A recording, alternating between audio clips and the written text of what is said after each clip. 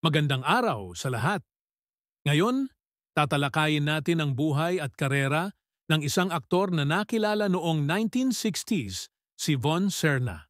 Isang pangalan na maaaring hindi pamilyar sa nakararami ngayon, pero malaki ang naiambag sa industriya ng pelikulang Pilipino noong kanyang panahon. Alamin natin ang kanyang naging kontribusyon sa mundo ng pelikula, kasama na ang ilan sa mga pelikulang kanyang pinagbidahan. Dito sa Pinoy Wisdom.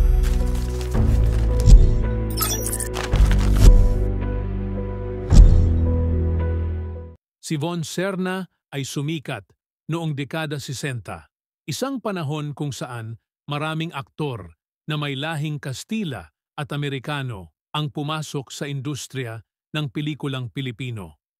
Kasama niya sa batch na ito sina Bernard Bonin, Eddie Gutierrez at Ronald Remy, na pawang mga mistiso at kilala sa kanilang matinee idol looks. Hindi katakatakang si Von Serna ay naging tanyag sa genre ng aksyon at fantasy, lalo na't madalas siyang mapabilang sa mga pelikulang puno ng mga kakaibang eksena at karakter. Isa sa kanyang mga kilalang pelikula ay ang Tiagong Akyat, 1964, isang action fantasy film kung saan ang kanyang karakter ay may kakambal na kobra na tumutulong sa kanya sa mga mapanganib na sitwasyon. Ito ay isang iconic na papel na nagpakilala lalo kay Von Serna bilang isa sa mga bankable stars ng kanyang panahon.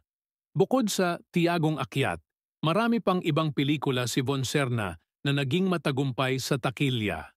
Kabilang dito ang mga action films tulad ng Commander Dimas, 1968, Operation Antonio Luna, 1969, at Lastic Man, 1965. Ang kanyang versatility bilang aktor ay makikita sa dami ng kanyang naging proyekto, mula sa aksyon hanggang drama.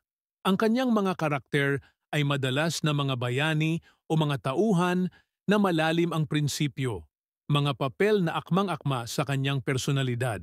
Sa kabuuan ng kanyang karera, si Von Serna ay lumabas sa mahigit 50 pelikula na nagbibigay sa kanya ng tatak bilang isang batikang aktor sa lokal na industriya ng pelikula.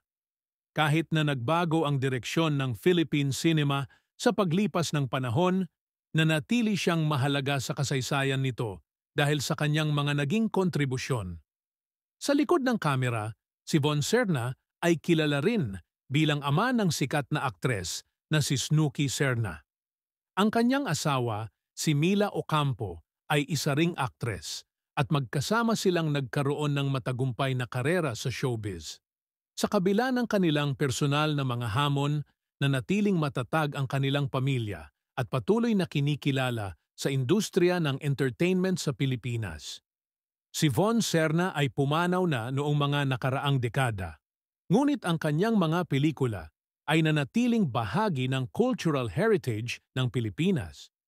Ang mga papel na kanyang ginampanan at ang mga karakter na kanyang binigyang buhay ay nagbigay ng inspirasyon sa maraming artista at manonood.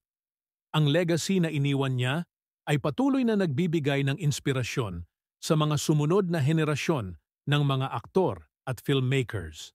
Sa ating pagbabalik-tanaw, makikita natin na si Von Serna ay hindi lamang isang aktor, kundi isang tunay na icon ng kanyang panahon.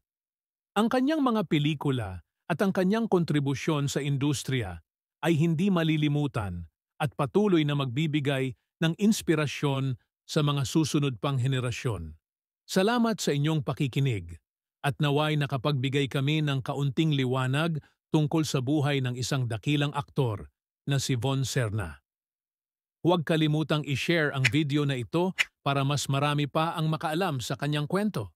Dito lang yan sa Pinoy Wisdom